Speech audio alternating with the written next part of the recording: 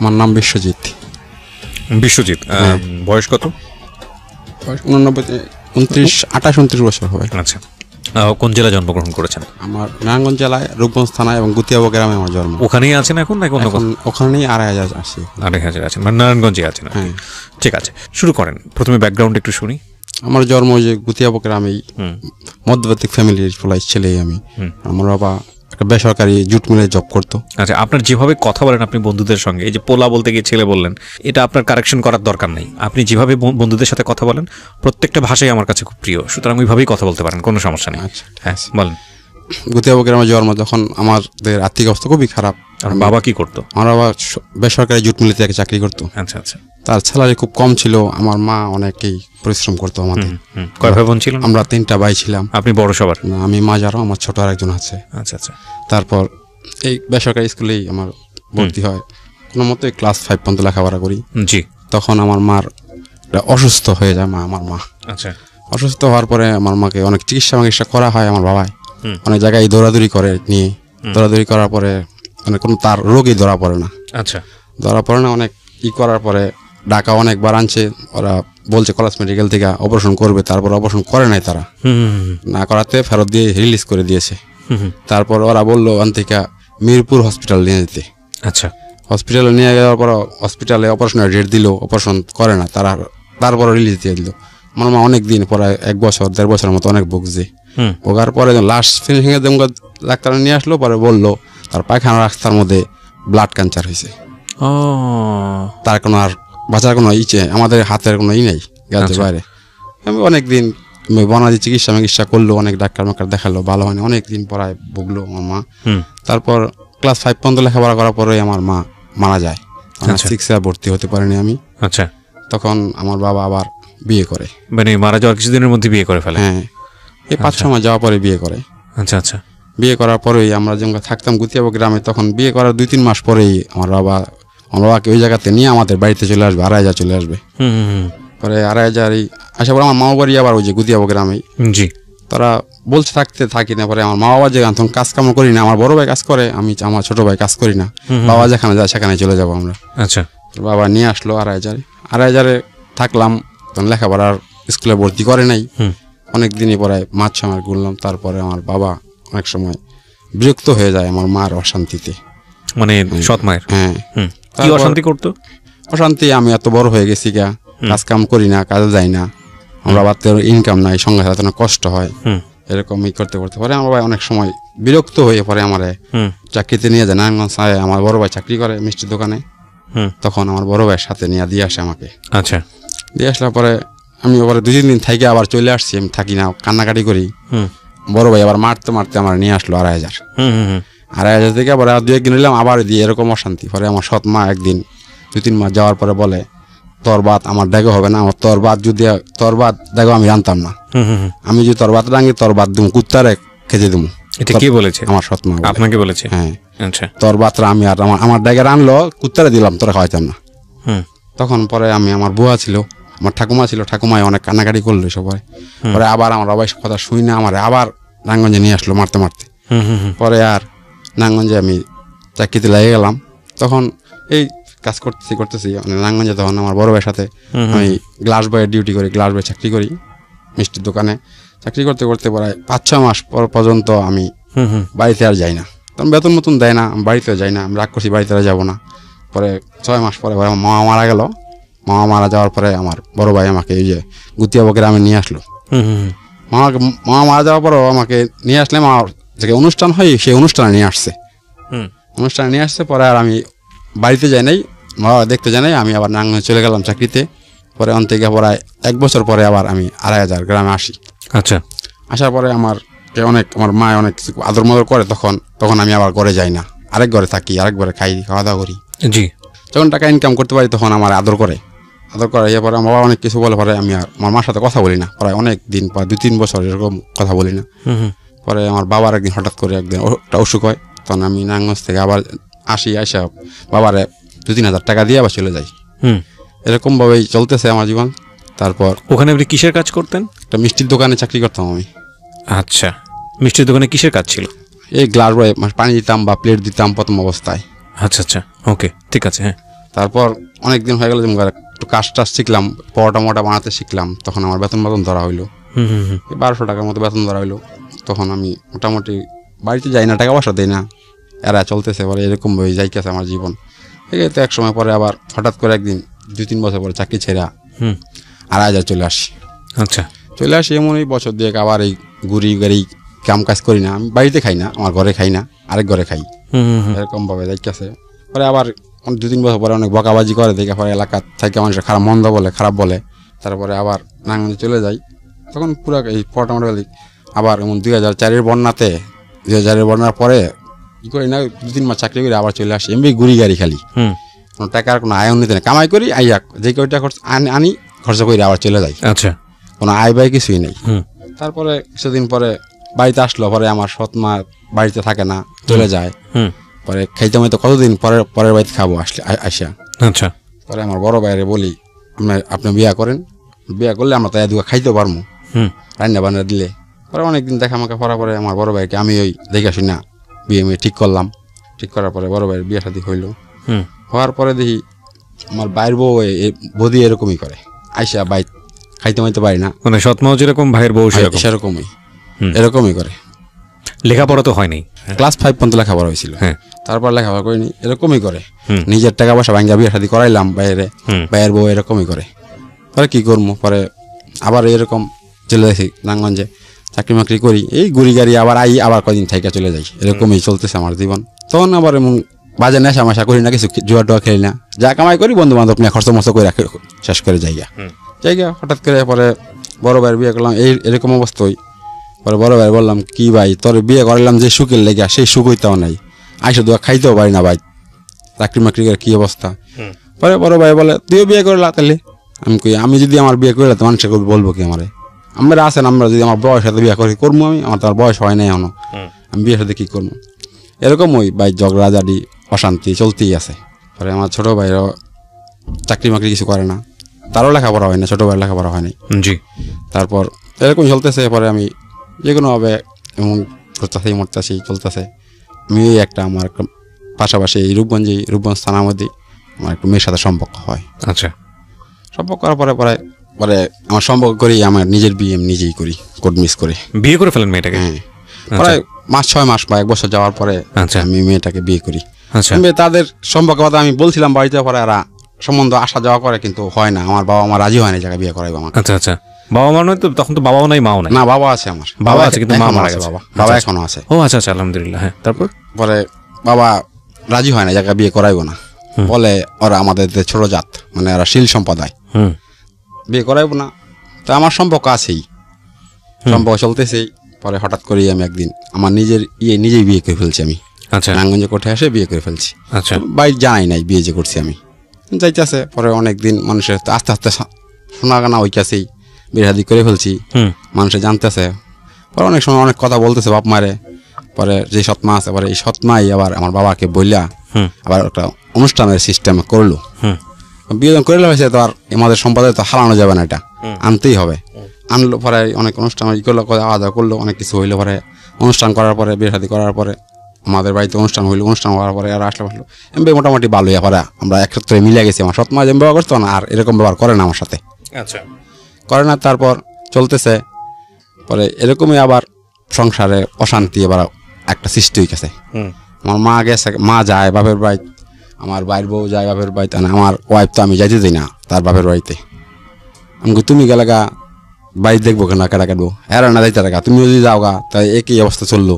তো এই বাড়িঘর ফাঁকাই থাকবো। আবার মাধবদীতে চাকরি জয়েন করি, মাধবদী চাকরি জয়েন করি। এই আমার চাচার দোকানে আমি চাকরি করি। তখন ওই জায়গা থেকে প্রতিদিন আইসা যা চাকরি করি। আচ্ছা, আসতে চাই গেছি, আচ্ছা মোটামুটি হবে। মিষ্টির কাজ শেখা হইলো, শেখা হওয়ার পর মোটামুটি ভালো বেতন পাই, স্যালারি পাই আমি। পরে যা চলতেছে, এরা আসে আর যায় খালি, আমার বাইর বউ আমার মাও আসে আর যায়। তো সংসারে একা বউ, আমার বাড়িটা চকের মধ্যে করা হয়েছে, একা ছিলাম তখন। তখন একা বউ, সে বলে আমি থাকতে পারি না, একা ভয় লাগে। অনেক সময় আমার রাতের 2-3টা বাজে যায়, কাজ শেষ হয়ে যেতে, আসতে পারি না। এইরকমই চিল্লাচিল্লি করে, এনে তেনে করে। পরে এইরকম চলতেছে। এরপরে আমার ওয়াইফও আমি হেরা গেলে তুমিও যাবে কাতালি। পরে আমার যে দোকান চাকরি করি, আমার যারা দোকানে আমি জেঠিরে বলি আমি কই দেখেন আমার বউর 1 লাখ কীভাবে থাকবো, পরে কয় তোর বউর এনে লইয়া পর। এরপরে মাধবীতে চাচার বাসায় নিয়ে গেলাম, যে চাকরি করি চাচার বাসায় যে থাকলো কয়েকদিন, এই 1 সপ্তাহ আমি থাকলো, থাকার পরে আবার চলে আসলো। পরে এই অবস্থায় পরে হঠাৎ করে একদিন আমার ওয়াইফ প্রেগনেন্ট থাকাকালীন পরে দিই বাসায় কেউ নাই। আচ্ছা, তারপর সে বাইরে গাড়ি আসে কীভাবে, তখন আমাদের ঘরে বাসায় আবার কারেন্ট নেই, আমাদের বাড়িতে কারেন্ট নেই, বাসার বাড়িতে কারেন্ট আছে, আমাদের বাড়িতে কারেন্ট নেই। পরে অনেক সময় অনেক কিছু ই করে কান্নাকাটি করার পরে আর কি পরে আমি এরকমই করে পরে আস্তে আস্তে পরে তুমি 27 মাস হলো তখন তাদের বাবার বাড়িতে চলে গেল। যাওয়ার পরে আমার ছেলে হয় একটা, ছেলে হওয়ার পরে আমার বাবা মাকে বলি, করার পরে তারা যায় দেখে আমাকে অনুষ্ঠান করে। আচ্ছা, তারপরে আবার আসলাম, আসার পরে হঠাৎ করে একদিন ঝগড়া, পরে আমি একটা আমাদের পাশেই বাড়ির পাশে একটা দোকান নেওয়ার চিন্তা ভাবনা করলাম, বাজা পুরি সিঙ্গারা পুরি সিঙ্গারা বাজা বিক্রি করবো। আচ্ছা, পরে এটা নিলাম আজকে, কালকেই আমার সৎমা বলে তুই ভিন্ন খা, আমরা এক আর খেতে পারবো না। আচ্ছা, ভিন্ন খাইতে বলে? হ্যাঁ। পরে আমি ভিন্ন খামো, আমার তো একটা ডেস্কে কিছুই নাই, আমি কীভাবে ভিন্ন খামো হঠাৎ করে? রাইট। তো বললো কয় যা আসা টুকটাক আমার কাছে দিলাম, আমি ভাবছি আস্তে আস্তে কিনা লইবি, কিনা লইয়া পরে সংসার করবি। আমি কই কি সম্ভব, একটা দোকান নিলাম আমি, হঠাৎ করে আমাকে ভিন্ন করে দিবা? তা আমি ব্যবসাটা কাজ কামড়া বাড়িতে করে দেওয়া লাগবো, ডাইল বাড়িটা দিলে দেওয়া লাগবো, ভিন্ন করে দিয়ে আসে, এটা কি সম্ভব? মানুষ কি বলবো এটা? পরে না, পরে আমাকে ভিন্ন করে দিলই এখন খাইতে পারবো না। আচ্ছা, পরে ছোট্ট একটা রুমে আমি থাকি, একদম ছোট্ট রুমে ভিন্ন করা দেওয়ার পরে কি হবে এরপরে দিই আমার ওয়াইফ একা কাজ কাম করে দিতে পারে না, পরে আবার হঠাৎ করে 2-3 মাস দোকানটা চালাই ছেড়ে দিলাম দোকানটা আবার। আচ্ছা, ছেড়ে দেওয়ার পরে আবার চাকরি করি, তখন চাকরি করি আবার 2,500-এ, আমাদের বাড়ি থেকেই 1 কিলো ফাঁকে চাকরি করতেছি, যাইতেছি। পরে যার সাথে চাকরি করতাম, আমার মালিকের এক বাসি যে আমার সাথে কাজ করতো, ওকে, সে আবার ওই যে আগের থেকেই নেশা করে, সে হিরোইন আগে ব্যবহার করতো, হিরোইন নিত। তখন এটা আমি দেখি না এবং জানি না, তখন আমি সিগারেটও খাই না, পরে পরে আস্তে আস্তে তাদের সাথে থাকে একটা সিগারেট খাওয়া শিখে খেলাম। আচ্ছা, শিখার পরে সে হিরোইন খায়, আমি পরে দিই হিরোইন খাইলে আমাদের কাজের সমস্যা হয়, সে কাজ করতে গেলে উল্টাপাল্টা হয়ে যায়, নষ্ট হয়ে যায়, তখন মালিক বকাবাজা করে আমাদের। বকাবাজা করার পরে আমি বললাম আমাকে দাদা এগুলি খাই না, পরে এই জিনিস ব্যবহার করেন প্রয়োজনে, আমি ইয়াবা ব্যবহার করার প্রয়োজনে, হিরোইনের থেকে ভালো ইয়াবা। কে বলতেছে এটা? আমি বলতেছি। যখন পারেনি না, আমরা হিরোইন খেলতে আমার সমস্যা হয়ে যায়, আমার শরীর কাঁপে পরে চলে যান, অনেক কাজের সমস্যা হয়ে যায়। পরে সে হঠাৎ করে এই ইয়াবা ব্যবহার করতেছে অনেকদিন করতেছে, পরে আমাদের পাশে আবার এটা বিক্রি করে। হঠাৎ করে আমাকে টাকা দিয়ে বলে কয় তোর বাড়িতে আসার সময় এটা নিয়ে আইস। আচ্ছা, পরে আমি কই পারবো না, কয় তোর বন্ধু মানুষ বিক্রি করে, তুই পারবি না, কত হইলে একটা। কয়েকদিন করার পরে একদিন হঠাৎ করে লয়ে গেলাম আবার, এমন পড়ায় দিনে আমার দিয়ে নেওয়ায়। আমি তখন আর খাই না, এটা খালি দেখি ওই অনেকদিন যাওয়ার পরে সে আমাকে পরে হঠাৎ করে একদিন আমি ইচ্ছা করি দাদা একটা টান দেবো, পরে এমন ওই ভাগদা বাঁকা টান দিয়ে দিতে, পরে দিয়ে আমি ওইটার মধ্যে জড়িত হয়ে গেলাম। আচ্ছা, তখন 500 টাকা 550 টাকা প্রতিদিন রোজ পাই, আমি যদি একটা ইয়াবা খেয়ে যাবে সংখ্যা চলে না, অনেক টাফ ব্যাপার হয়ে যায় সংখ্যা চালাইতে চাইছে। পরে এমনই চলতেছে। কি করে আপনি তখন ইয়াবা খাইতেন? ইয়াবা ওই যে আমি নিজে আমার মালিকের ইনকাম কি করতেন, কিভাবে কিনতেন, কিভাবে খাইতেন? এই জিনিস ওই যে আমাদের পাশেই, আমাদের বাড়ির পাশেই বিক্রি করে, আমারই একসাথে খেলে দিলি তো খেলাধুলা করি, সেই বিক্রি করে। আচ্ছা, সে আবার জানে আমাদের বাড়ির পাশে বিক্রি করে এটা। আচ্ছা, পরে এটা দিয়ে আমাদের নেওয়ার পরে এমন প্রতিদিন নেওয়া গেছে, এক টান দিতে বলে আমি দেই না প্রথম। তারপর হঠাৎ করে আমি একদিন এমন টান দিকে ধ্যান দিয়ে একটা টান দিয়ে কেমন লাগে দেখি, পরে এমন হঠাৎ করে পড়ার সময় টান দিই পরে 2-3 মাস যাওয়ার পরে একদিন হঠাৎ করে দিই, পরে আমারই মন চায় নিজের টাকা কিনা খাইতে। পরে 500 টাকা 550 টাকা প্রতিদিন বেতন পাই, এতে যদি একটা ইয়ে বা খেয়ে 300 টাকা দিয়ে তাহলে আমার 200 টাকা থাকে। আচ্ছা, তখন আমার সংসার চলবো কি, অনেকটা অনেক কষ্ট হয়ে যায়। আমার ছেলের দুধ নিবো কি হবে, সংসার চলবো কি হবে, আমি খাবো কি হবে, এমনই চলতেছে এর সাথে শিখে গেলাম পুরাই খাওয়া। আচ্ছা, পরে আজকে একটা খাই, কালকে 2টা খাই, এরকম করতে করতে আমার সংসার শুধু অশান্তির সৃষ্টি। সংসার নিজেকে চাল নিতে পারি না অনেক সময়। আমার ওয়াইফ বকাবাজি করে, কি করে বকাবাজি করে, আমার তো আমি তো খাইই ফেলাই, ওয়াইফ জানা না আমি যে এগুলি করি, পরে জানা না, পরে করতেছি অনেকদিন পরে এইগুলি চলতেছে। পরে হঠাৎ করে পরে আমি হঠাৎ করে আবার চাকরি ছেড়ে দিয়া আমার ওয়াইফের সাথে কাজে ঝগড়া হওয়ার পরে অনেক ওয়াইফরে মার দেওয়ার পরে সে তার বাপের বাড়িতে চলে যায়। চলে যাওয়ার পরে 15-20 দিন যাওয়ার পরে আসে না। পরে আবার আমি এদের বাড়িতে হাইদাই গেলাম। যাওয়ার পরে আমি বললাম, কয় তুমি টাকা কি করো? তুমি 500-550 টাকা প্রতিদিন বেতন পাও, আমরা 2 জন মানুষ খাওয়াইয়া 200 টাকা 200-300 টাকা হইলে আমরা অনেক ভালো হাই ফাই খাওয়া খেতে পারি, তাহলে তুমি টাকা কি করো? পরে আমি কই টাকা খরচপাতি করে টাকা এরকম ভাবে বলি। হঠাৎ করে জানে সে আবার আমি যে টিকিট খেলার জুয়া খেলি। আচ্ছা, খেলিও আবার করি, নেশাও করি তার সাথে। ওকে, চলতেছে এরকম দিন যাইতেছে। পরে অনেক দিন যেতে যেতে অনেক দিন হয়ে গেল। পরে এরকমই চলে, আমাকে আর করতে পারে না। অনেকবারই আমার ভাই বাড়িতে অনেক সময় অনেক চাপ সৃষ্টি করলো আমার উপরে। তারা আমি আমার যে খাই ধরতে পারে না, জুয়া টুয়া যে খেলি সেটা ধরতে পারতেছে। আমি যে টাকা পয়সা খরচ করলে কয় ওই যে সারাদিন কাজ করে, সন্ধ্যাবেলা আইসে ওই যে দোকানে বসে টিকিট খেলে টাকা এড়ায়, ইয়াবা যে খাই সেটা জানে না তারা। আচ্ছা, পরে যেতে যেতে পরে হঠাৎ করে আবার যখন আমার ছেলের আস্তে আস্তে বড় হয়ে গেছে, পরে ছেলের স্কুলে ভর্তি করতে হবে, আমার ওয়াইফ বলে স্কুলে ভর্তি হতে হবে। পরে আমি কই আমার টাকা পয়সা লাগে, পরে তাই ওয়াইফাই যে কোনো কৌশল আবার ওয়াইফ টিউশনি চালু করে, এই পাশাপাশি টিউশনি করে। তখন সেটা তার কিছু ইনকাম হয়, কিন্তু আমার যে ইনকাম হয় এটাকে আমি জুয়া খেললে বা নেশাবানি করে একটা উড়াই দিই, আমার তো টাকা থাকেই না।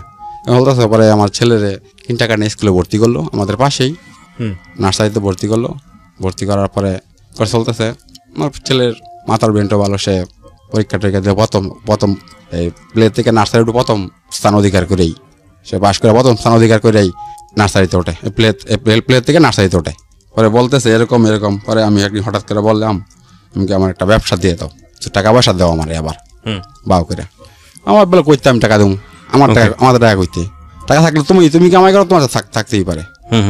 পরে আমি বললাম আমার একটা এনজিও থেকে একটা ঋণ লই আমরা। ওকে, ঋণ লওয়ার পরে কয় ঋণ লইয়া তুমি তো যাবা জুয়া খেলতে। আমি বলছি না, খেলবো না।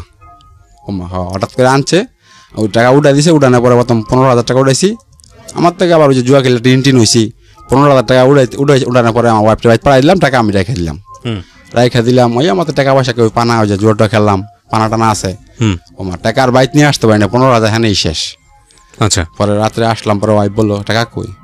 আমি কই টাকা কেন দিছি, মিথ্যা কথা বলি, টাকা কেন দিছি। দেওয়ার বলে কয়টা কথা হইলেও তুমি টাকা দিছো, তুমি কইছো ব্যবসা দিবা, টাকা দিছো, তুমি তো জুয়া খেলে টাকা পয়সা হারাইছো। সে একটা করলো আমাকে। পরে হয় এমন 4 দিন যায়, আমার টাকা বাই করি না, এরকম একটা ঝগড়া সৃষ্টি হয়। বললে তুমি ব্যবসা দিবা, টাকা উঠে দিলাম।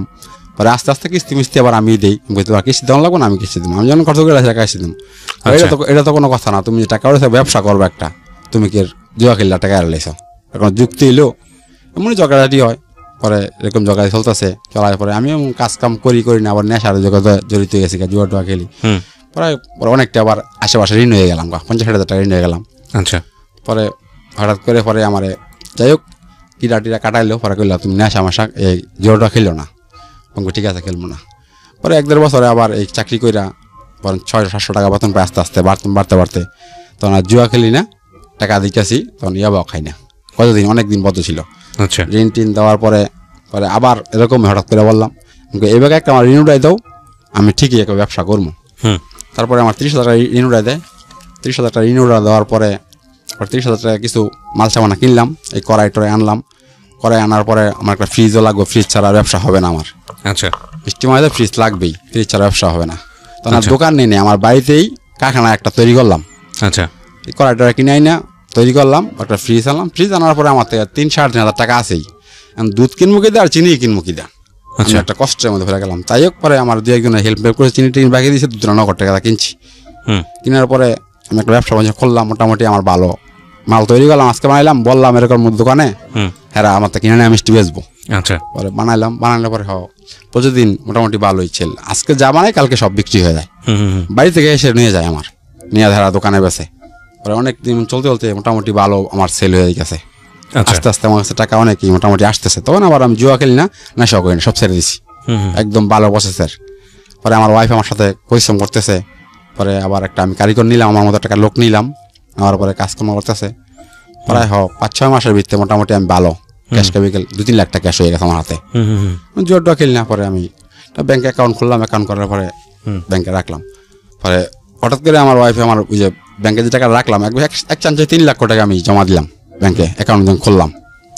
খোলার পরে আমি ব্যাংকের বইটা আনলাম বাড়িতে, কয় ব্যাংকের বই কার, আমি কি আমার। আর আমার ওয়াইফ দেখে 3 লক্ষ টাকা ফার্স্ট চেয়ে আমি অ্যাকাউন্ট খুলি, 3 লক্ষ টাকা জমা দিয়া। পরে খোলার পরে পরে কয় তোমার নামে টাকাটা ছিল, টাকাটা তুমি আমার নাম চিতা।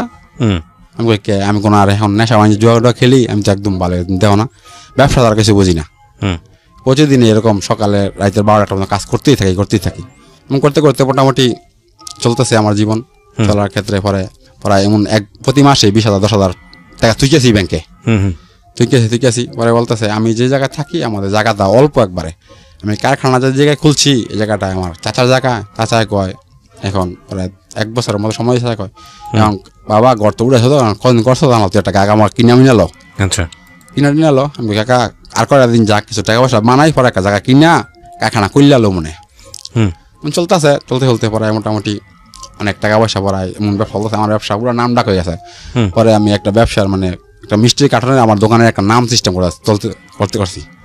পরে অনেক দিন পরে আমি একটা বাক্সর নাম দিলাম, বিশাল মিষ্টান্ন ভান্ডার আমার দোকানটার নাম দিলাম। আচ্ছা, এটা আমার ছেলের নাম দেওয়ার পরে অনেক মোটামুটি আমার আড়াইহাজার থানায় এরকম কোনো ব্যক্তি আমাকে চিনে না যে বাদ নাই।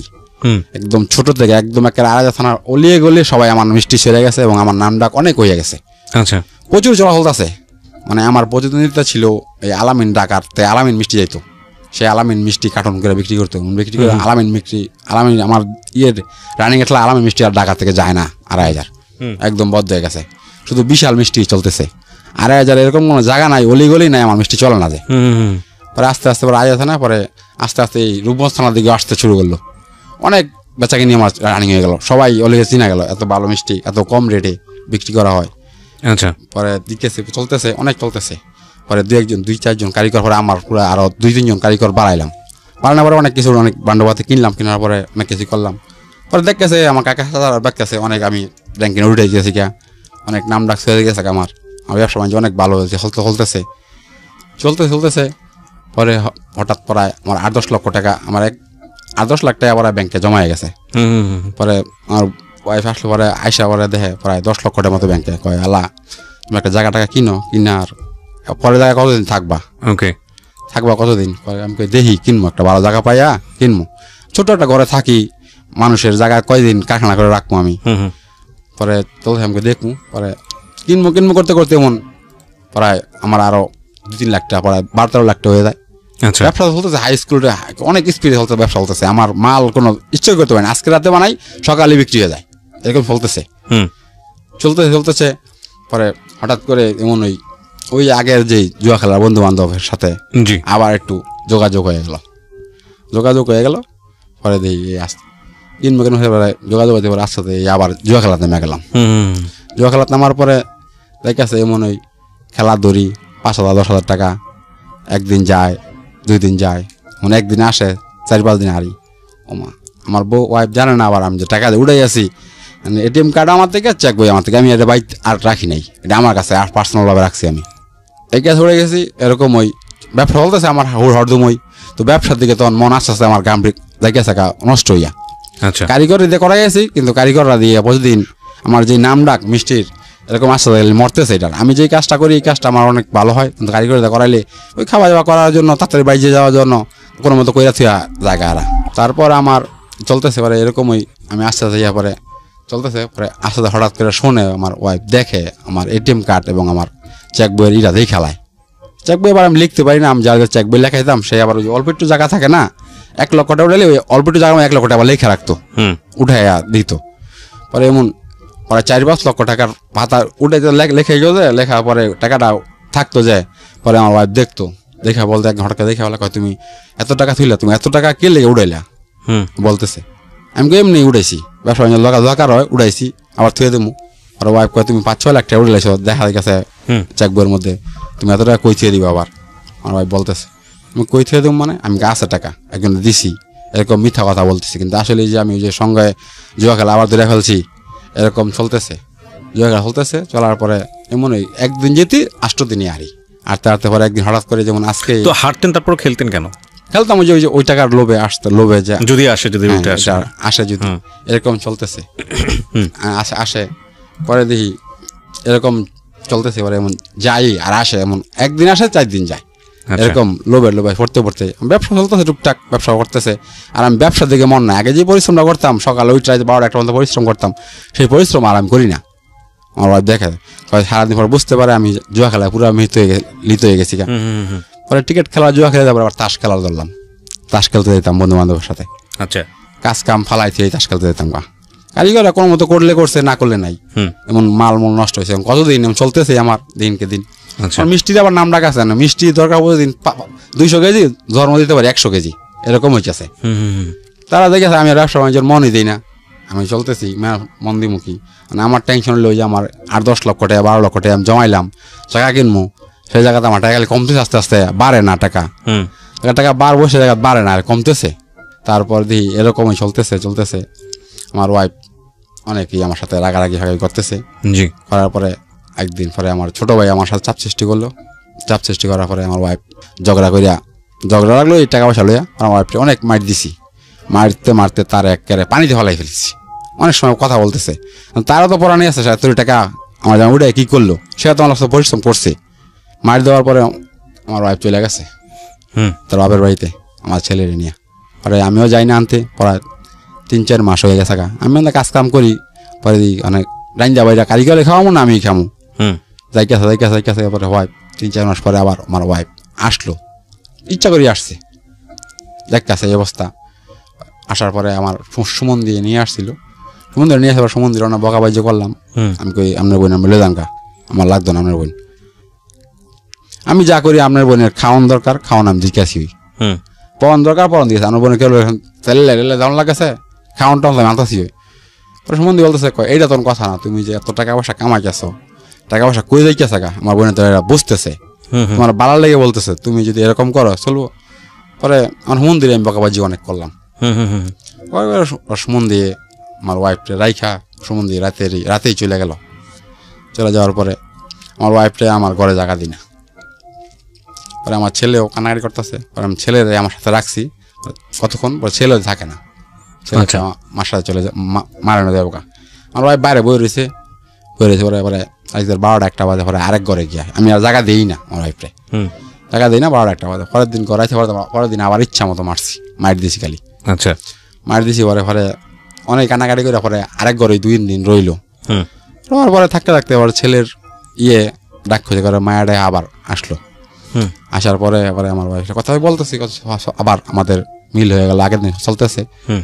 চলার পরে আমার ওয়াইফ দিকে আসতে দিকে আছে, তুমি যে টাকা এত পরিশ্রম করো, টাকা পয়সা জমাও, কারণ দেখছোই তো, কারণ এই যে আজকাল যদি তোমার কিছু হয়ে যায় তা আমার কি, তুমি দেখছোই, তুমি আমার সম্পর্ক করে বিয়ে করছো, আমার তো আর কেউ দেখতো না তোমার বাড়িতে, তুমি যদি মেয়েরা কিছু হয়ে থাকা তাহলে আমার একেবারে 4 কোটি গোল, আমার এই ভাই থাকার জায়গাও নাই, বাই করে দিও, আমার ছেলে হলে আমি কই যাবো, বুঝাই আছে আমারে। তো আমি আমার ওয়াইফের সাথে বলতেছি ভালো হয়ে যাবো, কিছু করতাম না। তারপরে দিই আমার ওয়াইফ আসতে মানে দেখে আমি খেলি, জুয়া খেলেই যাচ্ছে। হ্যাঁ খেলতেছি, ব্যবসা দিয়ে কোনো মনই নেই। পরে অনেক পার্টি মোটি আমার বাড়িতে আসে, মিষ্টি মাল পায় না। ঈদের মধ্যে অনেক মিষ্টি বেচাকিনি হয় ঈদের মধ্যে বা পয়লা বৈশাখে। মানে আপনি মিষ্টি বানানোর দিকে মন নাই? হ্যাঁ, মন নাই। ওই কারিগররা কোনো মতো করলে করে, না করলে নাই, নষ্ট করে। পরে আমার ওয়াইফ বলে তুমি নাই, কারিগররা অনেক কিছু নষ্ট করে, হয় খেলা নিয়ে যায়, তোমারই লস হয়ে গেছে, তুমি এই জুয়া ডুয়া খেলা ছাইড়া দিয়া তুমি না ব্যবসার দিকে মনবো, দেখো অল্প কয়দিনে তুমি 8-10 লক্ষ টাকার মালিক হয়ে গেছো। এই জুয়া খেলা তোমার জীবনে কিছু হইব না, শুধু ধ্বংসের পতনই হইব, তুমি এই জুয়া খেলা ছাইড়া দাও। পরে আমি বলি ছাইড়া দিমু, আমি খেলি না, এগুলি বলি আমার ওয়াইফরে। পরে আমি আগে চলে এমন তো জুয়া খেলতেছি। পরে আবার এই আস্তে আস্তে আবার এই আমি ইয়াবার দিকে জড়িত হয়ে যাই। ইয়াবা নিজেই তখন কিনা খাওয়া শুরু করি, 4-5টা কিনা প্রতিদিনই খাই, এক জঙ্গলে গিয়ে বসে খাই নিজেই। হ্যাঁ, নিজেই খেতে পারি না, তারপরও শিখে খাইতেছি। খাইয়া জঙ্গা পুরাপুরি এটার একদম একেবারে শিখে ফেলাইলাম।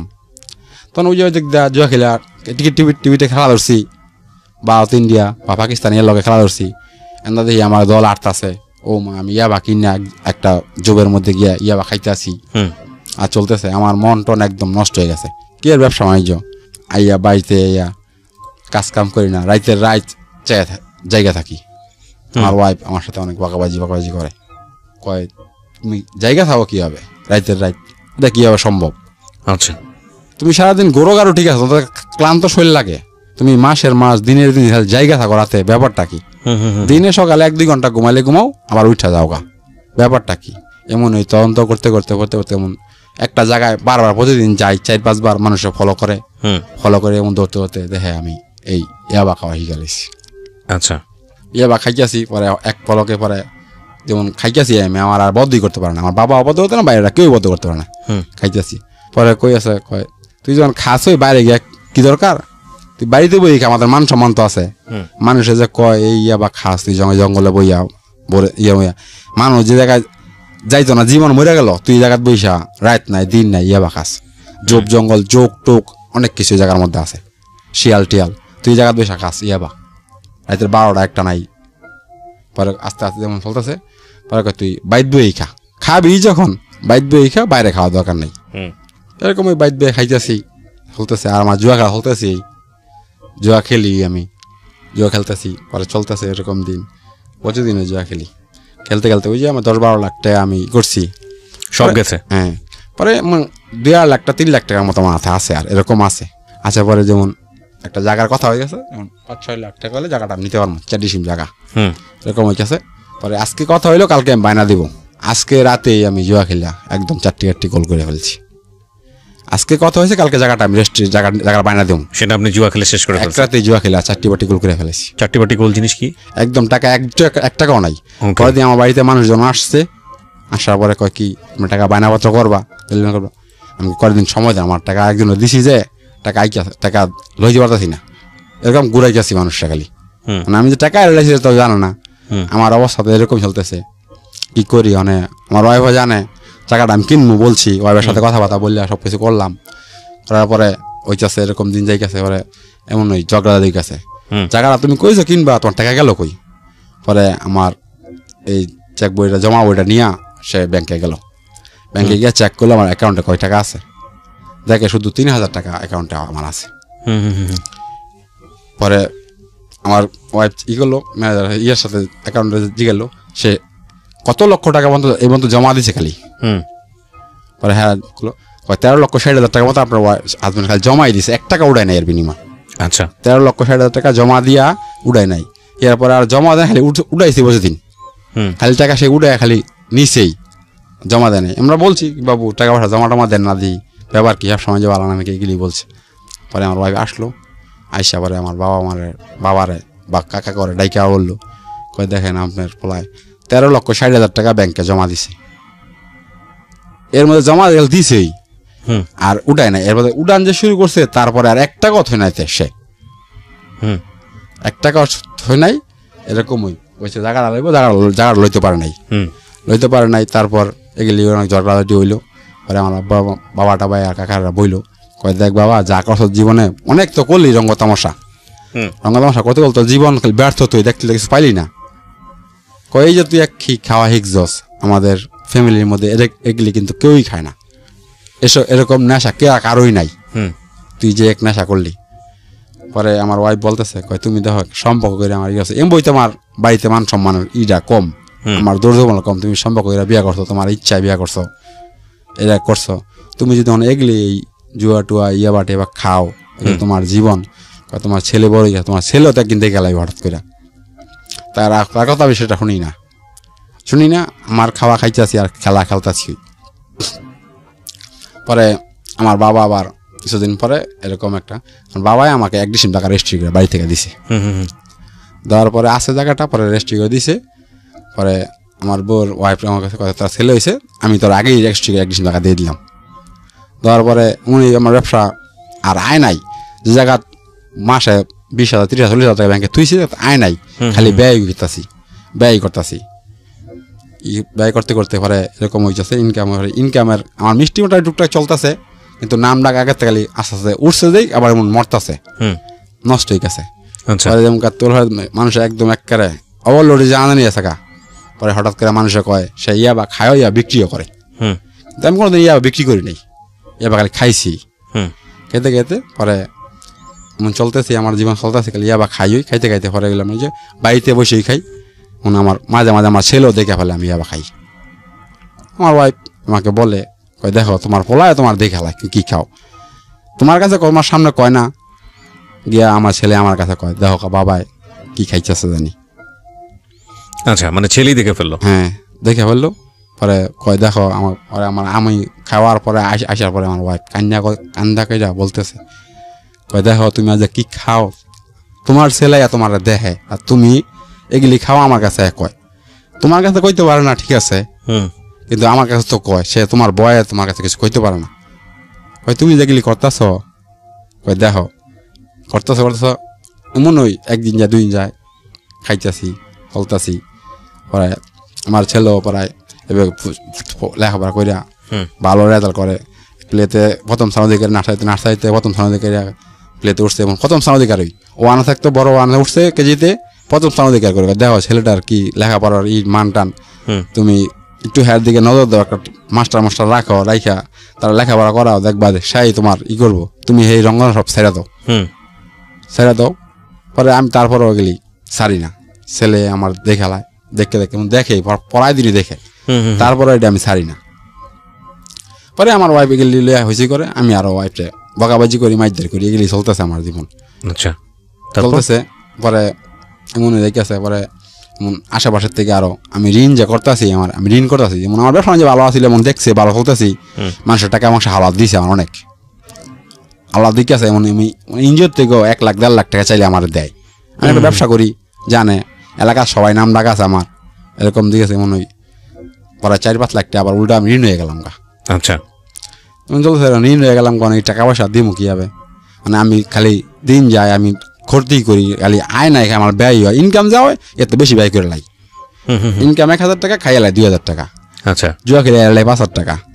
চলতেছে এরকম জীবন চলতেছে। আমার ওয়াইফ খালি কান্নাকাটি করে, কয় দেখো পরে হঠাৎ করে মানুষের ঋণ আর কতদিন আমার দিব, মানুষের যখন পাওনাদার দিতে পারি না, বেকা টাকা দিতে পারি না, আনছি যার থেকে দিতে পারি না, এই মানুষ বাড়ি ঘরে আসা শুরু করতেছে, আসতেছে বলতেছে ঘরের নিমুগা ভাঙ্গা, এই আলমারি নিমুগা ভাঙ্গা, ফ্রিজ নিমুগা, হ্যান করবো না ত্যান করবো না। আমি কই দেখেন আমরা সবাই মিলে দেখেন আর 10 লাখ আর 7-8 লাখ টাকা ঋণ হয়ে গেছি আমি। আমার এই কয়টা মারলে তো আমার ঋণ সবার কেউ ক্লিয়ার হতো না, আর যদি ঋণ ক্লিয়ার তাহলে আমরা লয়ে যান গা, তখন দুঃখ নেই আমার। আমি বলতেছি এটা মানুষের বকাবাজি করেছে, মানে আমার তো বকাবাজি গায়ে লাগে না, ওই নেশায় আমি নেশায় আমার টাকা অনেক টাকা গেছে গা হাতের থেকে, ইনকাম করার পরে টাকাটি নষ্ট চলে গেল গা, আমার ই গেছে না। মানুষের বকাবাজি করে, অনেক কিছু করে, এমন করেছে। আমি ইয়াবা খাইতেছি এরকম। হঠাৎ করে একদিন পরে আমি ইয়াবা আনতে গেছি এক জায়গায়, আমাদের বাড়ির পাশে একটা মাঠে গেছি আনতে, নিতে গিয়ে আমার পুলিশে ফলো করে, পুলিশে ধরে। পুলিশে ধরার পরে পুলিশে আস্তে আস্তে পিছন থেকে গাড়ি ঘুরে আসতে আমি ইয়াবা ফালাই দেওয়ার পরও আমার লগে যাই দিছে, সে পুলিশটা ফলো করে ফলো করার পরে আমাদের 2 জনকে গ্রেপ্তার করছে। গ্রেপ্তার করার পরে আমাদের 2 থানায় লিয়ে গেল। আমার ছেলে, আমার ওয়াইফটা সবাই কাঁদতেছে, কান্নাকাটি করার পরে গেল, আমার ছোট ভাইও গেল, আমার ওই সৎমাও গেল, আমার বাবাও গেল। দেওয়ার পরে ছাড়ে না, সে ইয়ামা বিক্রি করে, হ্যাঁ বিক্রি করে। পরে কিছু মাইট দিল, মাইট দেওয়ার পরে আমি বলছি দেখেন স্যার, আমি ইয়াবা বিক্রি করি না, খাই, সেটা বলতে পারেন, বিক্রি করি না, আমার এই অপরাধ দিয়েন না, আমি খাই, অনেক ইয়াবা খাইছি আমার জীবনে। পাওয়ার পরে আমার ছাড়লো না, সেদিন সারা রাত থানাতে রইলাম। পরের দিন আমি চালান করে দেওয়ার পরে আমি ওখানে গেলাম, যাওয়ার পরে আমার নিয়ে এলো। আমার ছোটো ভাই ওই জায়গায় গেছে, ছোটো ভাই যাওয়ার পরে আমার ছোটো ভাই পরে আমি ছোটো ভাইয়ের সাথে ওদের কান্নাকাটি করেছি, আমি কি আমার কি ছাড়তে পারতি না, আজকে নিতে পারতি না, আমিও কান্নাকাটি করতেছি অনেক কিছু। ছোটো ভাই বলতেছে, কয় আরো গিয়া লেয়ার খা, তোর ভাই কানতেছে আর কয় আরো লেয়ার খা, আজকে আঙ্গমা নাই, তুই করছে গেলি, এটা কোনো যুক্তি হইলো? আজকে আমি অপরাধ করলে তুই ছুটে নিলে আমি মনটা বুঝিতাম, আজকে তুই বড় এই অপরাধ করছস, আমি তোর কিংবা ছুটাই নিমু। অনেক বকাবাজি করার পরে আমিও কান্নাকাটি করলাম। পরে ওদিন করে আমার ছোটো ভাই কাউন্টার কিনা দিয়ে এলো, দিয়ে আনার পরে আমার যখন জেলে লয়ে গেল, কোর্টের থেকে জেলে নিয়ে যাওয়ার পরে আমি সারাদিনই কান্দাকাটি করি, খাই না। পরে যেদিন রাতে নেওয়ার পরে যে খাবার দিছে, খাওয়ার যোগ্য না, পরে খাইতে পারি নাই এদিনকা, খাইনি সারা রাত ঘুমায় নাই, সারা রাত চাই রয়েছি।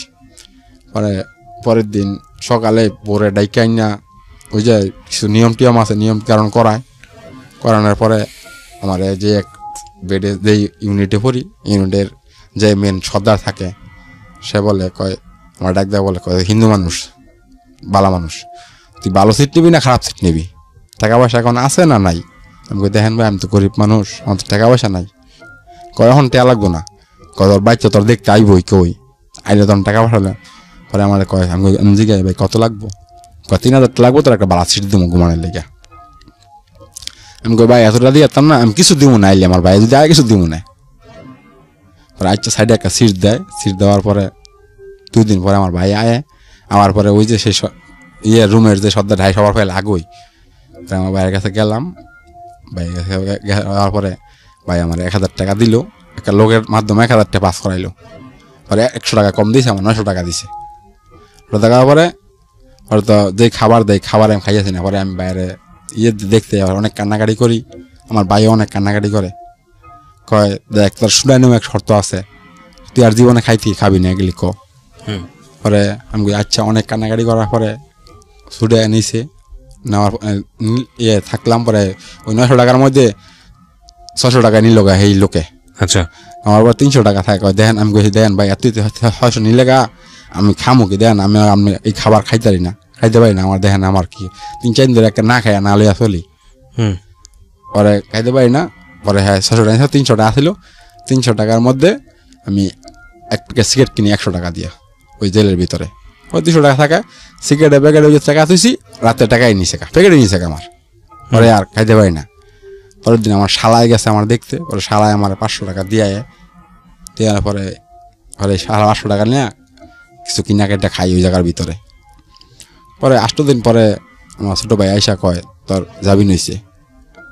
ছোটো ভাই ওদিনও কান্নাকাটি করে আমার সাথে দইরা, কান্নাকাটি করার পরে কয় কি আর খাবি না ক? কইলাম খাইতাম না। পরে পরের দিন সকালে আমার ভাই বাইরে এলাম, বাইরানোর পরে আমার আর কেউ নিতে আয় নাই। আর বড় ভাই ওই নাঙ্গন চাকরি করে, বড় ভাইয়ের কাছে গেলাম। আর তো গাড়ি ভাড়াও নেই, আমি যাম গিয়ে 12,000। বড় ভাইয়ের কাছে গেলাম, পরে বড় ভাই যে শরীরে জামা কাপড় আসলে সব হালাই দিয়া নতুন জামা কাপড় কিনে দিচ্ছে আমার। দেওয়ার পরে আবার আমি 2,500 আসলাম। আইসা দেখি পরে আমার যেই অবস্থা, আমি তো এমনি রিনটিন করে থেকে গেছি জেলের ভিতরে গেলাম। পরে পরে আমি যে গেলাম ছুটে গিয়ে বলে আমার ওয়াইফ আমার ব্যবসা কদিন কারিগরে সব চলে গেছে। এই 5-6 দিন আমার ওয়াইফ একাই মিষ্টি বানাইছে। মিষ্টি বানায় আমার প্রায় 35,000-40,000 টাকা মতো লাগছে বাই করতে। আমার ওয়াইফ 20,000 টাকা দিছে ওই একা মিষ্টি বানাই ওই ছেলে লইয়া। মিষ্টি বানায় 20,000 টাকা দিয়া, আর আমার ছোটো ভাই বাকি 20-30,000 টাকা লাগে দিয়া বইরা বাই করে আনছে। আবার পরে আমি 2 দিন যাই, ও মা 2 দিন যাওয়ার পরে আবার এই ইয়াবা আমি খাই। ওই খাওয়ার পরে ঘুরে ফিরে আবার ইয়াবা খাচ্ছি। পরে আমার ছোটো ভাই একদিন দেখে ফেলা, ছোটো ভাই লাড়ি মুড়ি লইয়া আমারে মারতে আইসে অনেক কিছু। পরে আমি ওই যে এটার নেশা মেশা অনেক ছোটো ভাই খারাপ ব্যবহার করলাম, আমি করলাম খামই। কতটা বাই করা কয় এগুলি তো কষ্ট নেই আগে বাই করার আগে। আমাকে বাই করে আঞ্চস খেলে গা উল্টো কথা হয়েছি, বাই করে আঞ্চস খেলে গা দিল্লি বলতেছি। এরপরে ছোটো ভাই আমার কিছু টাকা পয়সা পানা আসলে ওই যে জোরটা খেলে আড়াইছে, পরে 20-25,000 টাকা ছোটো ভাই পানা। ছোটো ভাই চাপ সৃষ্টি করতেছে, এলাকার মানুষ চাপ সৃষ্টি করতেছে আমারে, চাপ সৃষ্টি করতে করতে এরকমই মানুষের টাকা পয়সা কয়দিন ই করবো ঘুরামু। ওই পরে একটা এনজিও হ্যারে একটা ঋণ দেই, এরকম হ্যারে একটা ঋণ দেই, এরকম করতে করতে পরে হঠাৎ করে দেই আমার জায়গায় মানুষের টাকা পয়সা দিয়ে এবার খাইতে ব্যবসার একটা 4টি গোলো আর পর যায়, ব্যবসার পুঁজিবাটি সব শেষ হয়ে থাকা। আচ্ছা, পরে আমার ওয়াইফটা বলি আমাকে আমার তো ঋণ হয় হ্যাঁ যে ইঞ্জু ডুডে আছে, ইঞ্জু শেষ না ঋণ দিব না, ব্যবসা বাদ দেবো।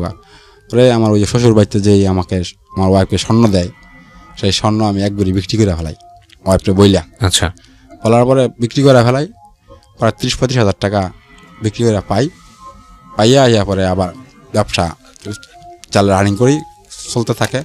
চলার পরে চলতে এরপরে আবার কিছুদিন এমন অফ থাকি, নেশা বাণিজ্য জুয়াটা খেলি না।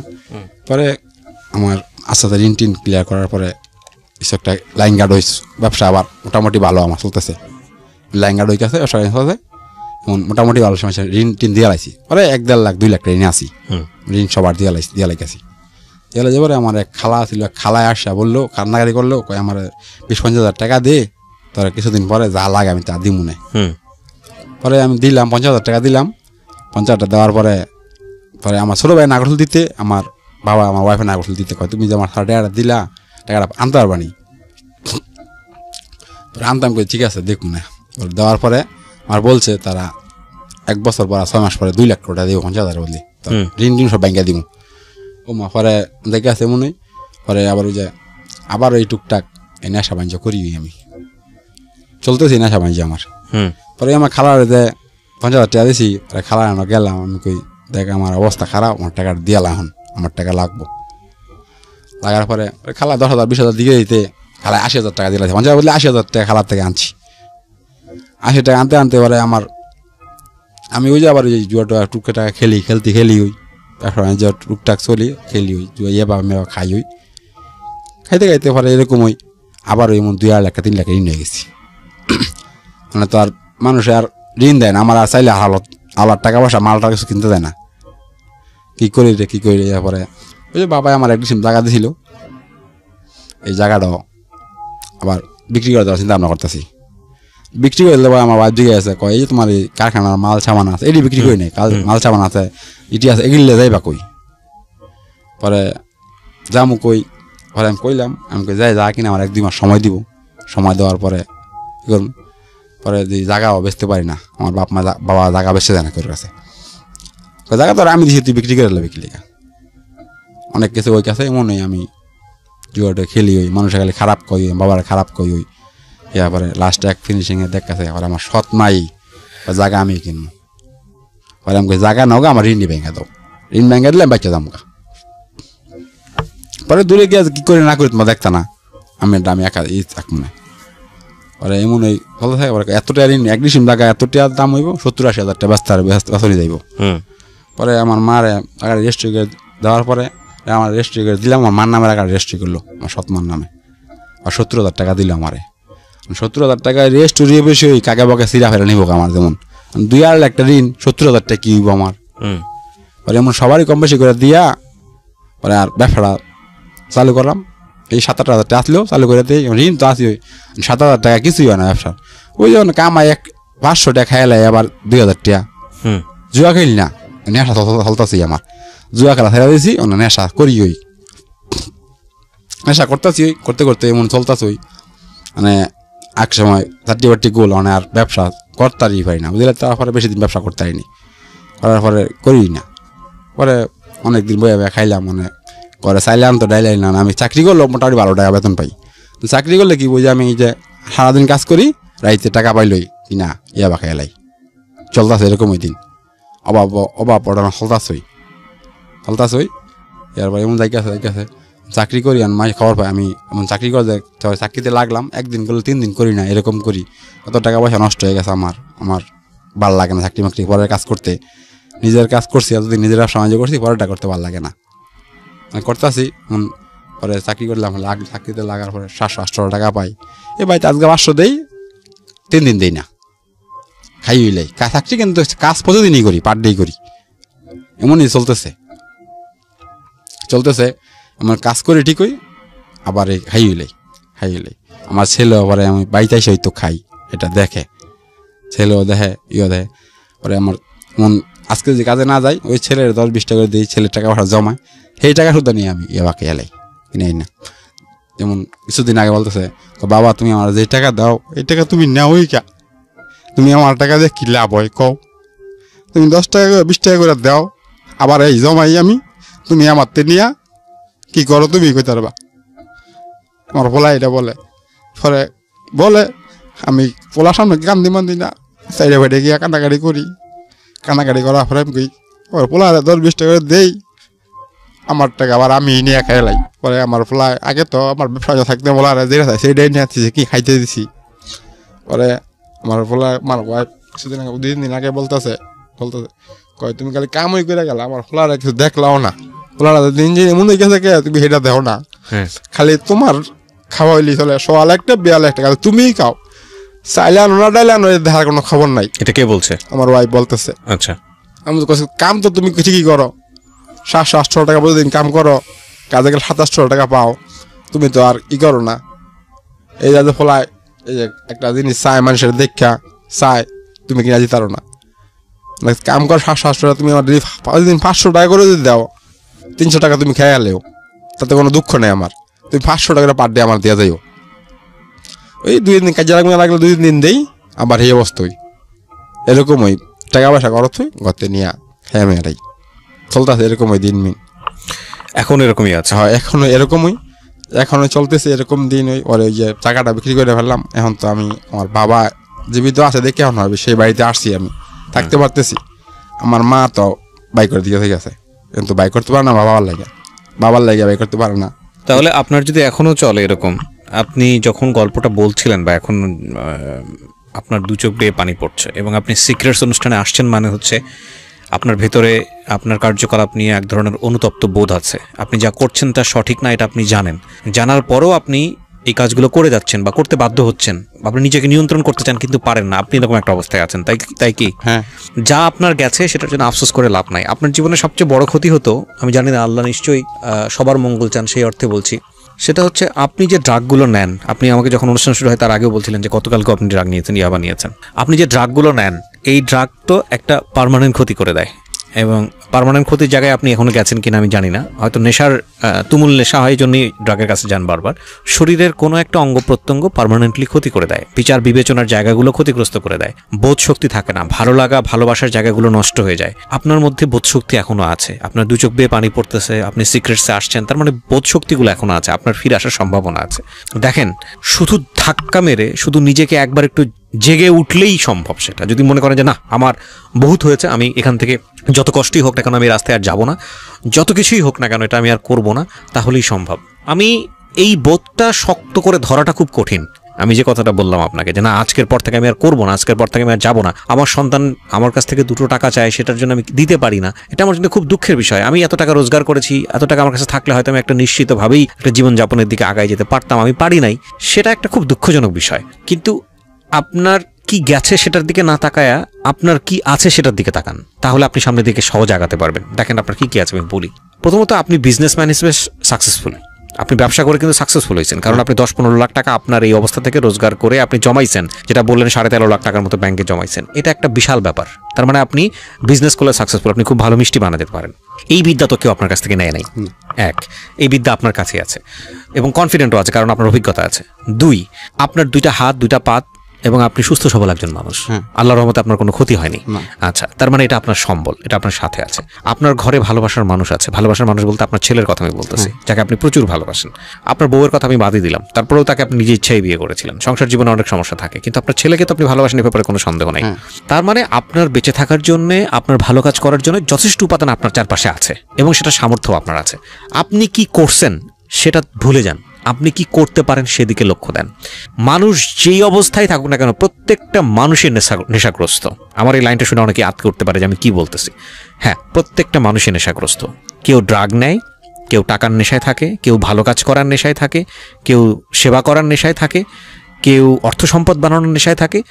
মানুষের এই নেশাগুলো প্রয়োজন আছে। আপনি যেই কাজই করেন না কেন, যেটাই করেন না কেন, সেটার মধ্যে এক ধরনের অ্যাডিকশন থাকতে হবে। ওই অ্যাডিকশন না থাকলে সেটা সম্ভব না। সমস্যাটা হয়ে গেছে আপনার অ্যাডিকশন আছে, কিন্তু সেটা ড্রাগের প্রতি। আপনি যদি 13-14 লাখ টাকা খাটিয়ে আপনি যদি নিজের জমিটা কিনতে পারতেন, সেখানে যদি আপনার একটা বাড়িঘর নিজের হতে পারতো, তাহলে ওটার মধ্যে যে একটা আত্মতৃপ্তি, এই আত্মতৃপ্তিটা আপনি পাননি বলে আপনি জানেন না এটা নেশাটা কি। যেদিন আপনি পেয়ে যাবেন, সাকসেসফুলি করতে পারবেন, সেদিন আপনি আর অর্থগুলো অপচয় করবেন না। আমি বহু ইয়াবা অ্যাডিক্ট যারা আছেন তাদের ইন্টারভিউ করেছি আমার লাইফে, বহু। আমি আপনাকে যখন অনুষ্ঠান শুরু হয় তার আগে আমি জিজ্ঞেস করেছিলাম কি আছে এটার মধ্যে, আপনি বলছিলেন যে আপনি জানেন না আসলে কি আছে, কেন করেন তাও জানেন না, বাট আপনার করতে ভালো লাগে তো করছেন। তো এখনো ভয়ানক ধাক্কা আপনি পান নাই। ভয়ানক ধাক্কা কোনটা হতে পারে? ধরেন একটা মারাত্মক ক্ষতি হয়ে গেছে, যে ক্ষতিটার কোনোদিন পোষানো সম্ভব না। ছেলে কিছু একটা আপনার কাছে কিনে যাচ্ছে, আপনি কিনে দিতে পারতেছেন না পকেটে টাকা থাকার পরেও, এটা একটা কষ্ট। কিন্তু এর চেয়ে ভয়ঙ্কর কষ্ট অন্যভাবে আসতে পারে যদি আপনি এখনই না থামেন, এবং এটা আপনি জানেন। সুতরাং সেই জায়গাটা থেকে আমি আপনাকে অনুরোধ করতে পারি, রিকোয়েস্ট করতে পারি, এবং আমি বিশ্বাস করি, কারণ আপনার মধ্যে বিবেক আছে মনেই আপনি হয়তো সামনের দিকে আগাবেন। কোনো মানুষই পরিপূর্ণ ভালো মানুষ না। এই যে আপনার মধ্যে যে প্রবলেমটা আপনি নিয়ে আসছেন এইখানে, লাখ লাখ মানুষকে বললেন, যারা শুনলো তাদের মধ্যেও এর চাইতে অনেক বড় ধরনের প্রবলেম আছে, আমার মধ্যেও আছে, সবার মধ্যে আছে, সব মানুষের মধ্যে ভুল ত্রুটি আছে। কিন্তু এগুলো হচ্ছে মারাত্মক রকমের ভুল, এগুলোর কোনো সংশোধন নাই যদি আপনি আপনার সন্তানের প্রতি দায়িত্বটুকু ঠিকমতো পালন করতে না পারেন। আপনার সামর্থ্য ছিল, তারপর আপনি পারেননি শুধু নিজের ভুলের কারণে। এই জায়গাটায় আপনি কোনো কিছু ছাড় দিতে পারবেন না, কারণ আপনার সন্তান কিন্তু বড় হচ্ছে। এবং আপনি চিন্তা করে দেখেন, আপনার সন্তান যাদের সাথে বড় হচ্ছে, তারা যদি বলে যে তোর বাপ নেশা করে, তুই নেশাখোরের সন্তান, এটা কত ভয়ঙ্কর রকমের কষ্ট হতে পারে। আবার এরকম ওরকম অনেক মানুষকেও আপনি পাবেন যারা জীবনের এক পর্যায়ে নেশা করছে, কিন্তু তারা তো পরিবর্তন হয়েছে, তাদের দেখে আরও 10টা মানুষ পরিবর্তন হতে পারে, এরকম জীবনযাপন দিকে তারা আগায় গেছে। সুতরাং আপনার দ্বারা ভালো কিছু করার সম্ভাবনা এখনও আছে, আপনি চাইলেই ভালো কিছু করতে পারেন, কারণ আপনার ভিতরে কষ্ট আছে আপনার এই জীবনটা নিয়ে। আর দ্বিতীয় কথা যেটা বলতে চাই, যে আপনার কিছু করা উচিত, কারণ দেখেন যে পরিমাণ কষ্ট করে আপনি মানুষ হয়েছেন, আপনার মা ছিল না, সৎ মায়ের কষ্ট, খাইতে পারেন না, এটা পারেন এটা পারেন না, তারপর তো সৃষ্টিকর্তা আপনাকে 2 হাত উজাড় করে দিচ্ছে, পয়সা করি কোনো কিছুর অভাব নাই, হ্যাঁ, কিন্তু আপনি শুধু এই নেশার কারণে আপনি এটা একটা ভুল পথে চলে যাচ্ছেন। সুতরাং আমি মনে করি আপনি এটা চেষ্টা করেন, এটা আমি মনের জায়গা থেকে বললাম। আর যদি একান্তই না পারেন, তাহলে আপনি বারবার চাচ্ছেন কিন্তু পারতেছেন না, রিহাবে চলে যান। আপনি নিজে গিয়া বলেন যে ভাই আমি চাচ্ছি কিন্তু আমি পারতেছি না, বহুবার আমি চাচ্ছি কিন্তু পারতেছি না। ওয়াইফের সাথে কথা বলেন, বাচ্চার সাথে কথা বলেন, সুন্দর করে তাদেরকে বোঝান, রিহাবে চলে যান। রিহাবে চলে গিয়ে 2 মাস লাগুক, 3 মাস লাগুক, 6 মাস লাগুক, ওইখানে থাকেন। একটু কষ্টকর জীবন, কিন্তু আপনি সুস্থ হয়ে ফিরে আসতে পারবেন। এটা হচ্ছে একদম ডাক্তারি লেভেল থেকে বলা যেটা। আমি একটা নাটক দেখছিলাম অনেকদিন আগে, সম্ভবত এটা আজিজুল হাকিমের অভিনীত নাটক। ওই নাটকটাতে যেটা দেখায় যে ক্যারেক্টার যে সে নেশা করে এবং সে বের হয়ে আসতে চায় কিন্তু পারতেছে না। তো এক পর্যায়ে সে তার মাকে বলে যে আমাকে একটা ঘরের মধ্যে বন্দি করে দাও। সে হিরোইন নিত, এবং আমি একটা দিন যদি বন্দি অবস্থা থাকতে পারি, এত বেশি এক্সট্রিম লেভেলের নেশা করে সে যে 2 ঘন্টা 3 ঘন্টা পর তার ড্রাগ নিতে হয়। তো বলে আমি যদি একটা দিন শুধু ওভারকাম করতে পারি নিজেকে, তাহলে আমি কন্ট্রোল করে ফেলতে পারবো।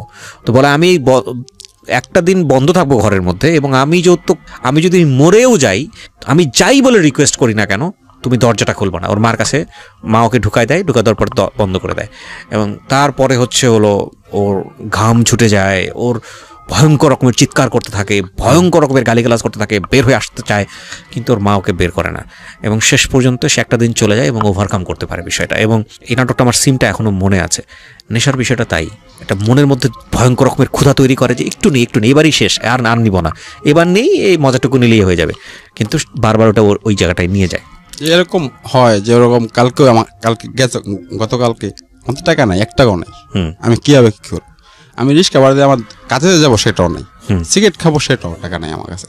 কি করলাম, মাথা মধ্যে 2-3টা প্ল্যান। আমি করেছি খাবো না, সেটা বলতেছি, সমস্ত দিন বলতেছি খাবো না। হঠাৎ করে আমি আলমারিটা খুললাম, আমার ওয়াইফের নুপুরটি পেলাম, নুপুর বিক্রি করে দিলাম। সেই নুপুর নিয়েই আমি একখানে রেখে 1000 টাকা নিলাম, খেয়ে ফেলছি। কালকে কিন্তু আপনাদের অফিস থেকে ফোন দিছে, আমার পকেটে 700 টাকা, একটা প্রথম কিনছি, খেয়েছি 700 টাকা, আমি তো আসতে পারবো টাকায়, সমস্যা হবে না আমার। ও মা, একটু 7টা-8টা বাজে পরেই একটা ইয়াবা কিনছি, ওই 500 টাকা যা ছিল 500 টাকা জুয়া খেলে ফেলছি। আমি শুধু এটাই বলতে চাই আপনাকে, সকালে হওয়ার পরে আপনাদের জায়গায় যে আসবো, আমার থেকে 1 টাকাও না। আমি এরকম বহু কেস পেয়েছি জীবনে, এরকম অনেকেই এসছেন এখানে। আমি আপনাকে শুধু এটুকুই বলতে পারি, ভাই আপনার সৎ ইচ্ছা লাগবে, আপনার সৎ ইচ্ছা, এবং আপনি যেটা করেন, আপনার আশেপাশে যারা ইয়াবা বিক্রি করে বা যাদেরকে আপনি চিনেন, এদের সাথে সমস্ত যোগাযোগ বন্ধ করে দেন, আপনার পুরো সার্কেলটার সাথে যোগাযোগ বন্ধ করে দেন, কারণ ভয়ঙ্করতম দিন কিন্তু সামনে, ভয়ঙ্করতম দিন। এবং এই ভয়ঙ্করতম দিন, এটা কত ভয়ঙ্কর হতে পারে আপনি চিন্তাও করতে পারবেন না। যেহেতু আপনার ওই জিনিসগুলোর প্রতি আগ্রহ নাই, আপনি ভয়ঙ্কর জিনিস ফেস করার চাইতে আপনি বড় কষ্টের জায়গায় আছেন আপনার সন্তানের বিষয়ে, পরিবারের বিষয়ে। সুতরাং আপনি একটা নিজে থেকে চেষ্টা করে যান, আর না হলে আপনি গো টু রিহ্যাব সেন্টারে যান, এবং রিহ্যাবিলিটেশনের জায়গায় আপনি 3 মাস থাকেন, 6 মাস থাকেন, ওরা আপনাকে ভালো করার জন্য চেষ্টা করবে। আপনার ওয়াইফকে নিয়ে যান, যত কষ্টই হোক না কেন, ওইখান থেকে একটা টাইম পার করে তারপর আপনি ফিরে আসেন। এই 6টা মাস পরিবারকে খাবার দাবার সব কিছু জোগাড় করে দিয়ে আপনি যান, এবং আপনার জন্য এটা ভালো হবে। আমি বলতে চাইছি, মানে আমি তো 6 মাসের জায়গায় থাকলে তো আমার সংসার চলবে না, আমি আর চিকিৎসা হবে না, কারণ আমার ইচ্ছা, আর এটার থেকে আমি একদম বিরত থাকতে চাই, কারণ এই জীবনে আর আমি এটা চলাতে চাই না। আর আমার বিশ্বাস, আমি আপনাদের সাথে শুধু আশাই যেন আমি আপনার কথা খুব ভালো লাগে আমার থেকে। আমি সমস্ত রাত আপনাদের কথা শুনি, রবিবার এবং বুধবার, আমি মিস্টেক করি না কোনোদিন আপনার কথা অনেক ভালো লাগে আমার, সে কারণে আমি সারা রাত চাই আপনার কথা শুনতে। আমি জানি আপনার কথা শুনলে তেমন ভুলে থাকতে পারবো, ভালো লাগে আমার সেকেন্ডে ইচ্ছা হয় আমি এটার দিকে যাবো না, তো তারপরে যাই। তো এখন তো আমার তরুণী অবস্থা, এখন আমার ঘরে অনেক মাল আছে, কিন্তু আমি ঋণ আছি, প্রচুর টাকা, 2 লাখ টাকার মাল আছে। আপনি সহজ করে বলি আপনাকে, ধরেন আপনি যে এখন বাড়িতে যাবেন না, যার পথে আপনি অ্যাক্সিডেন্ট করে মারা গেলেন, আপনার এই মাথায় যে চিন্তাগুলো আছে না, এগুলোর কোনো দায় থাকবে তখন? আপনার ওয়াইফ কার কাছে থাকলো, আপনার ঘরে মাল আছে, আপনার ঋণ আছে কিনা, আপনার এগুলোর কোনো দায় থাকবে? থাকবে না। আপনি তো মারা গেলেন, এগুলো কি থেমে থাকবে? থাকবে না। এগুলোর মতো চলতে থাকবে।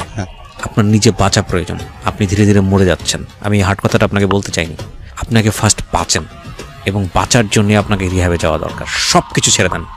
মনে করেন আপনি ডেড ম্যান, আপনি একটা পুরো সার্কেলের মধ্যে আছেন, যেই বা মনে করেন চারপাশে আপনার দানব, এই দানবটা আপনাকে মেরে ফেলবে এবং আপনি স্বাভাবিক জীবনযাপন করে দানব থেকে বেরোয় আসতে পারবেন না। সেই জন্যই আপনাকে বলতেছে আপনি রিহ্যাবে যান। 6টা মাস থাকেন, 3টা মাস থাকেন, পরিপূর্ণ সুস্থ হন। সুস্থ হওয়ার পরে জীবনে বহুত ঋণ শোধ করতে পারবেন, সংসার করতে পারবেন, বাচ্চা কাচ্চা সব কিছু টেক কেয়ার করতে পারবেন। এবং রিহ্যাবে যেহেতু ওরা প্রফেশনাল, ওরা জানে আপনাকে কীভাবে জিনিসটা করতে হবে। এবং আপনি যদি একটা সুন্দর জীবন পান, আপনি যদি সুস্থ থাকতে পারেন, আপনি যদি এসব থেকে দূরে থাকতে পারেন, তাহলেই আপনি এগুলো নিয়ে চিন্তা করতে পারবেন। আপনি এখন ওভারলোড নেবেন, চারপাশের এত কিছু আপনার মাথার মধ্যে এসে বসবে। আপনি যদি সুস্থই না থাকেন, আপনি যদি ভালোই না থাকেন, আপনি এগুলো শোধ করবেন কী করে? বরং আরও বোঝা হয়ে যাবেন। তখন আপনার আর এই জিনিসগুলো আরও বেশি বোঝা লাগবে আপনার কাছে। সুতরাং আপনার উচিত ফার্স্ট হচ্ছে রিহ্যাবে চলে যাওয়া, আপনার ওয়াইফের সাথে কথা বলা, সবার সাথে কথা বলা, বলে যে আমার এখন ট্রিটমেন্ট দরকার, আমার এই অবস্থা, আমার ট্রিটমেন্ট দরকার, এবং আমি ট্রিটমেন্ট যদি ঠিক মতো না হয় আমি শেষ হয়ে যাব। ঠিক আছে, তাহলে কী করতে হবে? আমাকে রিহ্যাবে যেতে হবে। যত কষ্টই হোক আপনার, আপনি রিহ্যাবে থাকবেন এবং থাকার পরে আপনাকে একটা, যখন দেখবেন যে না আপনি ঠিক করতে পারছেন, আপনি এটা ছাড়াও সুন্দরভাবে জীবনযাপন চলে, আপনি বের হয়ে আসেন, নতুন জীবনযাপন করেন, ফাইট করেন। এবং আমি বিশ্বাস করি যেই মানুষটা জীবনে খারাপ জিনিসের অভিজ্ঞতা নেয় এবং খারাপ জিনিস থেকে ফিরে আসে, ভালো জীবনযাপন করতে চায়, ওই মানুষটা স্বাভাবিক মানুষের চাইতে বেশি আউটপুট দেয়, সে বেশি ভালো কাজ করতে পারে, কারণ সে খারাপের টেস্টটা জানে। সুতরাং আপনার সামনে সম্ভাবনা আছে এবং আপনি এই জিনিসটা করেন, আপনি আল্লাহর রহমতে ভালো কাজ করবেন। আমি এটাই বলতে চাই আপনাকে। প্রিয় শ্রোতা, আমি আজকে বিশ্বাস করি যারা আজকের এই অনুষ্ঠানটা শুনলেন অনেকেই হয়তো বা এই ড্রাগের মধ্যে আছেন। আমি জানি যারা এই নেশাটা করেন, শুধু ইয়াবা না অন্যান্য নেশাটাও নেন, তারা এটাও জানেন যেটা খারাপ, ভয়ানক রকমের খারাপ জিনিস। একটু ঠান্ডা মাথায় বসে চিন্তা করা উচিত। আপনি এত কিছু নিয়ে চিন্তা করার সুযোগ নাই। আপনি যদি আজকে শারীরিকভাবে বিকল হয়ে যান, চারপাশের যতগুলো জিনিস আপনাকে পেইন দেয়, এই জিনিসগুলো আপনার কনসার্ন থাকবে না, তখন আপনার কনসার্ন হবে